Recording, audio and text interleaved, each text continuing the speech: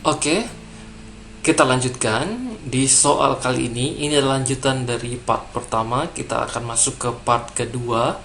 Langsung ke soal nomor 13, yaitu kita langsung baca. Seorang laki-laki berusia 40 tahun dirawat dengan keluhan batuk berdahak. Jadi dia batuk berdahak ya. Kemudian hasil pengkajian pasien mengatakan sesak nafas jika berbaring, tampak pucat dan lemah, sudah 10 hari dirawat. Oke. Kemudian pasien direncanakan akan melakukan tindakan torakosintesis. Oke, jadi melakukan torakosintesis ya. Pasien menanyakan pada perawat mengapa harus dilakukan tindakan tersebut. Nah, sekarang ini yang ditanyakan adalah aspek etis atau prinsip etik ya. Apakah prinsip etik yang diterapkan pada kasus tersebut? A. Non-maleficence, B. Beneficence, C. Autonom, D. Veracity, dan E. Respect. Nah, kira-kira apa prinsip etik yang tepat pada kasus ini? Tentu saya bisa menjelaskan lebih detail bahwa data fokus dari kasus ini kita lihat dulu. Data fokus dari kasus ini data fokusnya adalah tindakan torakosintesis dan ada pada perawat. Nah, ini pasien menanyakan kepada perawat mengapa harus melakukan tindakan tersebut. Ini adalah bagian dari prinsip autonom. Yang kompeten atau yang tepat ini atau yang lulus ini adalah yang menjawab autonom. Kenapa autonom? Hak pasien untuk dia bertanya terkait dengan suatu tindakan apa yang ingin dilakukan kepadanya.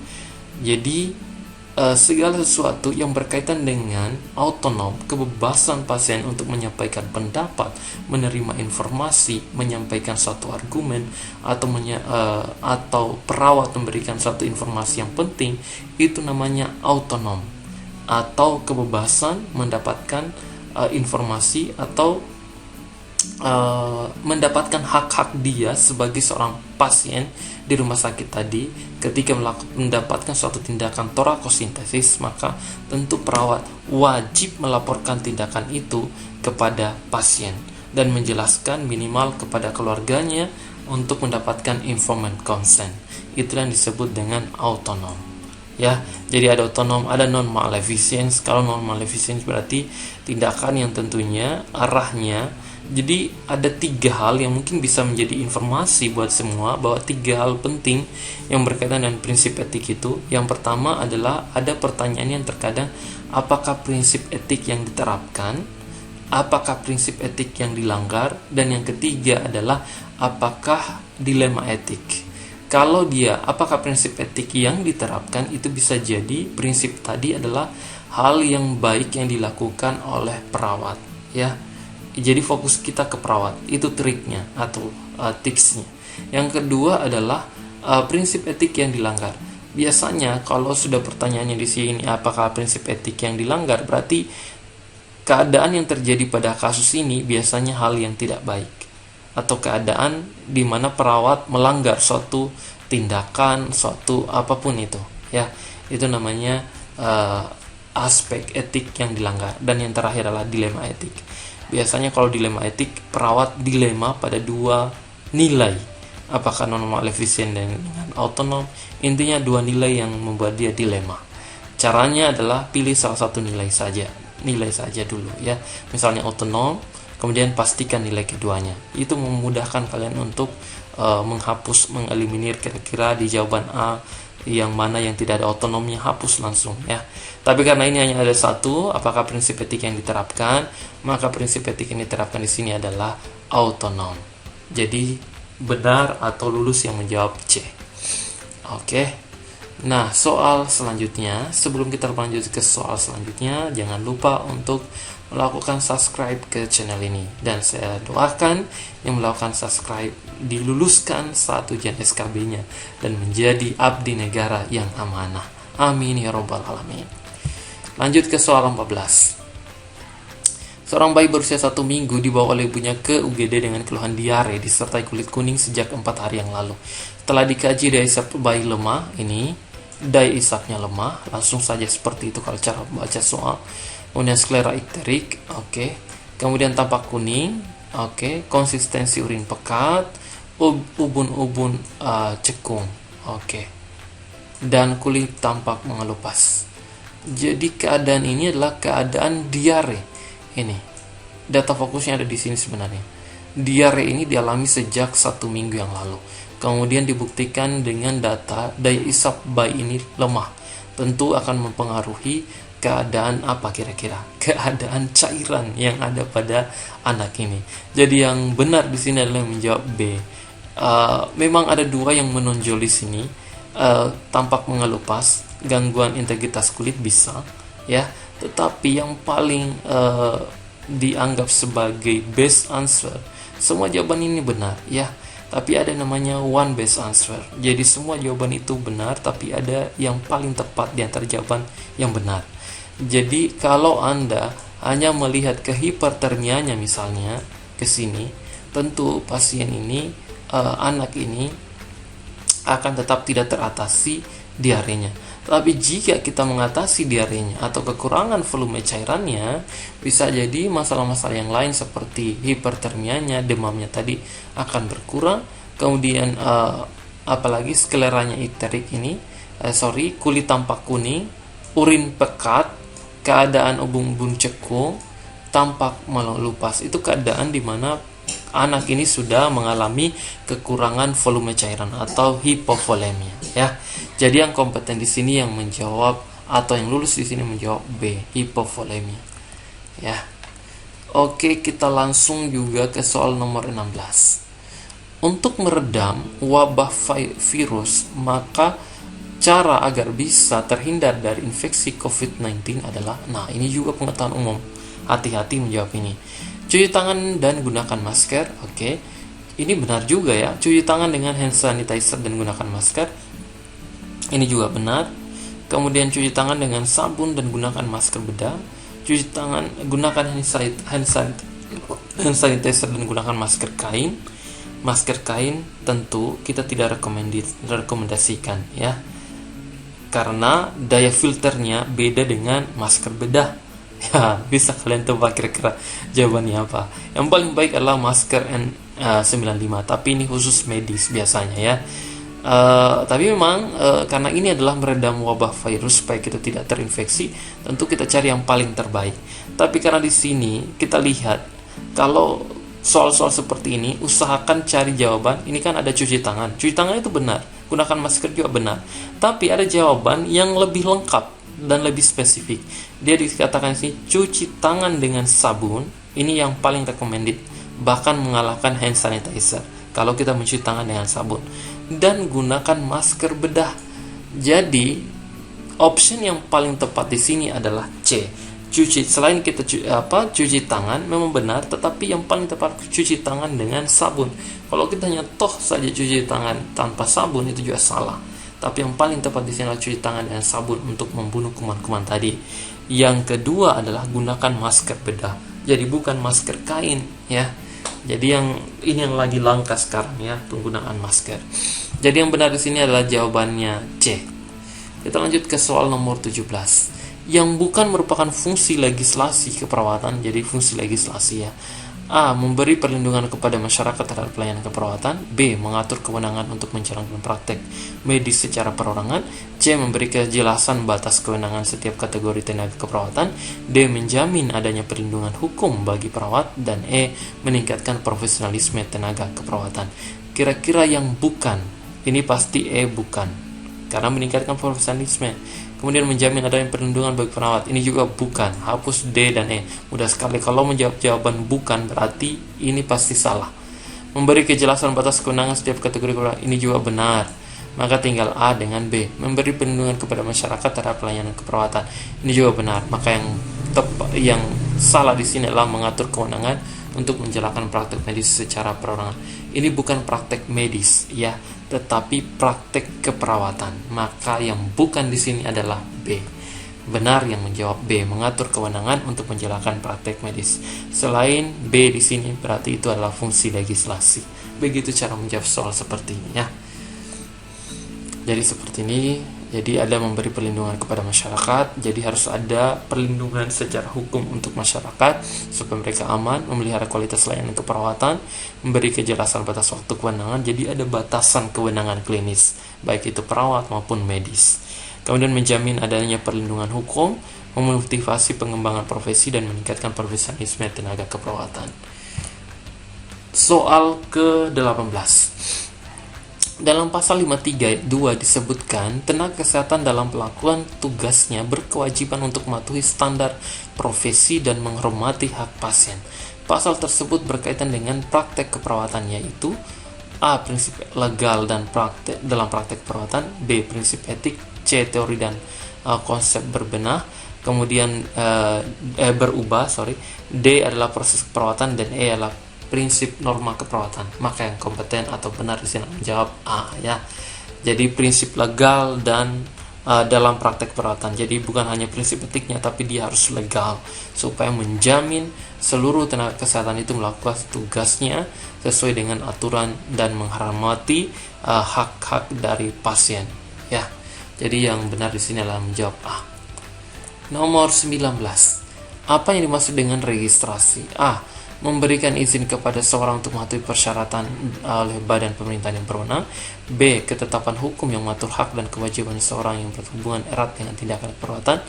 Kemudian C. Mempraktekkan proses untuk menentukan dan mempertahankan kompetensi keperawatan. D. Mencantumkan nama seorang dan informasi lain pada badan resmi, baik klinik pemerintah maupun non-pemerintah. Jadi registrasi, dari katanya saja registrasi, berarti teratur, terdaftar, itu ya, terdaftar. Jadi kata-kata ke arah itu yang benar, ya. Terdaftar, kira-kira ada enggak di sini? Tercantum, ini ada. Kemudian suatu seseorang atau informasi secara resmi, badan resmi, ya. Ini katanya dari soal-soal yang paling sering berulang, ya, yang bisa saja kalian hadapi. Klinik pemerintah ini atau non pemerintah. Jadi klinik baik itu secara, jadi registrasi di sini berarti terregistrasi. Jadi yang benar adalah jawaban D.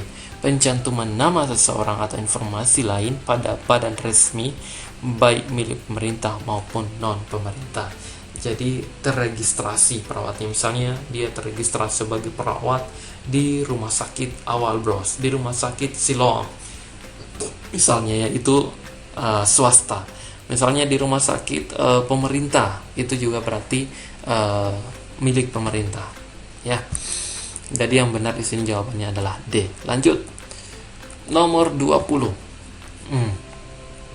Seorang laki-laki berusia 17 tahun dibawa ke IGD akibat tertusuk pada paku. Nah, ini tertusuk paku. Ini kita sudah bisa menangkap tertusuk paku, ya. Berarti yang kita hindari adalah infeksi. Jadi bayangan kita harus membaca lebih cepat ke situ. Perawat membersihkan luka dan akan memberikan injeksi anti tetanus. Makanya saya katakan tadi, pasti bayangannya adalah infeksi. Makanya diberikan tetanus toksoid. Nah, pertanyaannya langsung aja deh. Apa rute yang tepat? Nah, rute yang tepat dalam memberikan obat tersebut. Apakah injeksi dengan sudut 70 derajat, 40 derajat, 90 derajat, 50 derajat, 45 derajat? Intinya, dia bukan 45 derajat. Ini juga salah, ya. Karena dia harus tegak lurus, ya. Caranya tegak lurus ke samping, tidak miring 45, 40 dan seterusnya. Maka yang kompeten di sini adalah yang menjawab sudut 90 derajat. Itu yang tepat. Jadi dia lurus untuk memberikan injeksi anti tetanus toksoid, ya. Jadi yang benar di sini jawabannya adalah C. Semangat, mudah-mudahan semua lulus di tes SKB-nya. Ingat, selangkah lagi kalian bisa menjadi pejuang NIP nurse atau NIP perawat D3, ya. Oke, soal nomor 21. Laki-laki berusia 34 tahun dirawat di ruang. Oke, ini sudah tercantum jawabannya, ya. Jadi kita langsung jawab saja. Jawabannya adalah pola nafas tidak efektif. Kenapa pola nafas tidak efektif? Keadaannya ini, sesak napas, kemudian kedalaman nafas. Nah, ini katanya di sini, ya. Data fokus kedalaman nafas berkurang dan terlihat retraksi interkosta. Jadi ada ketidaksesuaian di interkostanya, terdapat retraksi dinding kosta. Jadi kelihatan itu ada ketidaksesuaian.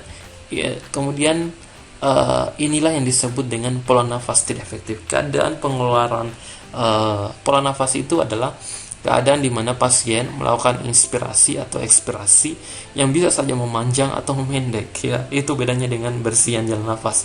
Kalau bersihan jalan nafas namanya juga bersihan, berarti ada yang menghambat atau ada obstruksi. Apakah itu dahak, sputum, cairan, apapun itu yang menghalangi jalan nafasnya itu disebut dengan bersihan jalan nafas tidak efektif. Tapi kalau pola nafas tidak efektif sebenarnya keadaan dia di mana terjadi sesak nafas yang bisa jadi ketika dia menghirup oksigen itu bisa memanjang fasenya atau mendek, atau bahkan sebaliknya, ya. Makanya yang benar di sini adalah pola nafas tidak efektif. D yang benar, ya, bukan C di sini tapi D, pola nafas tidak efektif. Soal nomor 22. Seorang perawat membutuhkan sertifikasi dalam karirnya. Sertifikasi merupakan, kira-kira sertifikasi itu apa? Ketetapan hukum yang mengatur hak dan kewajiban seorang untuk berhubungan erat dan tindakan keperawatan. Proses pengabsahan bahwa seorang perawat telah mematuhi standar. Nah, ini yang disebut dengan sertifikasi dalam karir, ya. Sertifikasi adalah pengabsahan bahwa seorang perawat itu diakui. Itu bedanya dengan registrasi. Kalau registrasi tadi tercantum, terdaftar.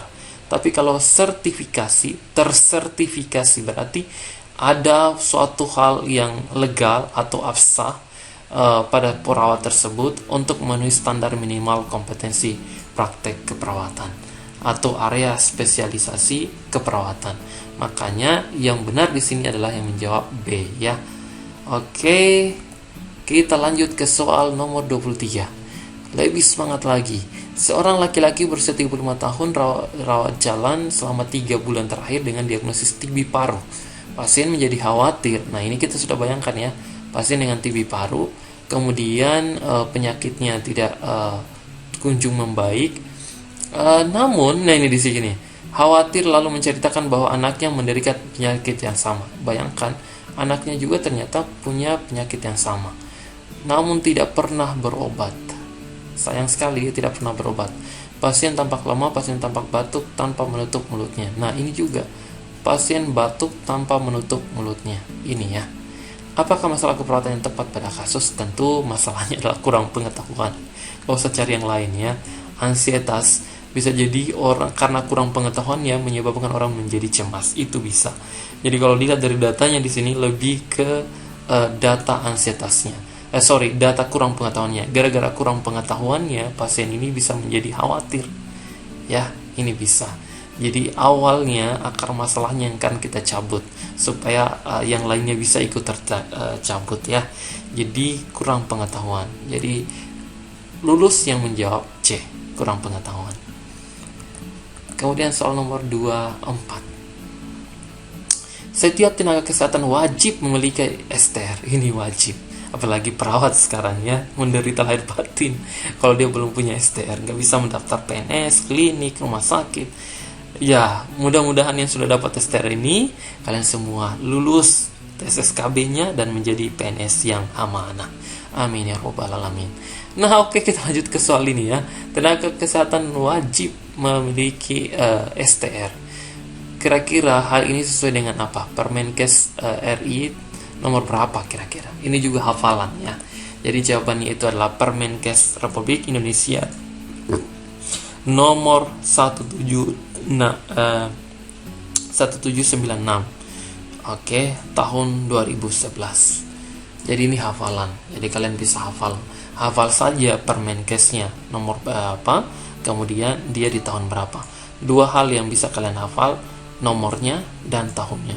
Biasanya itu sudah membedakan di antara jawaban yang lain. Oke, kita lanjut ke soal nomor 25. Laki-laki berusia 31 tahun dirawat di ruang bedah karena kelelahan. Pasien jarang minum dan tidak nafsu makan. Perawat akan memberikan 1.500 ml. Faktor tetesnya di sini 20 faktor tetesnya, ya. Yang akan direncanakan akan habis dalam 24 jam. Oh, ini adalah kebutuhan cairan per menitnya. Kira-kira berapa nih kebutuhan cairan? Yang bisa tahu, ini hanya butuh 3 detik. Mudah sekali. Ya, 3 detik gimana caranya? Jumlah cairan yang akan diberikan, saya buat dulu ininya ya. Jumlah cairan yang akan diberikan. Oke, kita buat supaya lebih terang. Oke, jumlah cairan diper dengan 500, itu rumusnya ya. Oke, dikali dengan 7. Oke, dikali dengan 24, jadi 21 hari itu 24 jam. Kemudian diper dengan jumlah waktu yang akan dihabiskan. Oke, kira-kira berapa hasilnya? Nah, kita masukkan dalam rumus. Jumlah cairan di sini adalah berapa? 1500. 1500 per 500 3 kali 7 35. 24 kali 24 berarti 24 kali 24 per 24 berarti 1. Berarti 3 kali 7 kali 1. Jawabannya adalah 35 tetes per menit. Gak cukup waktunya 5 detik, kita udah tahu ya. Jadi ini hanya pengacau saja supaya Anda mencari dengan rumus yang lama.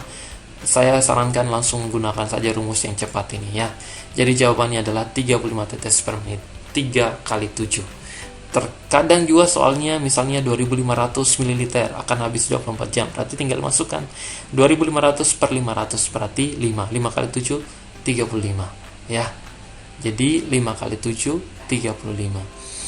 Jadi ini harusnya jawabannya